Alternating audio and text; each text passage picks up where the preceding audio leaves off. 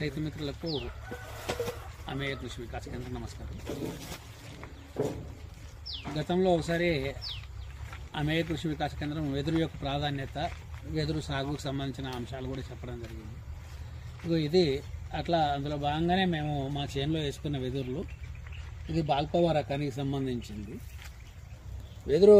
ఇది చాలా దృఢంగా ఉంటుంది, చాలా పెద్ద సైజు వస్తుంది. కానీ వెదురు లోపల వచ్చేటప్పటికి ఏంటంటే కుదురు చిన్న కుదురు అయినప్పుడు వెదురులు అటు ఇటు వంగిపోతాయి.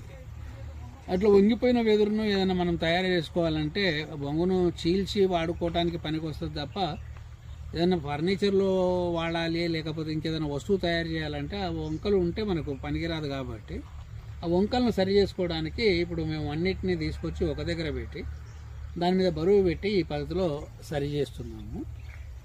తర్వాత దీంట్లోంచి మనకు అవసరమైన అనేక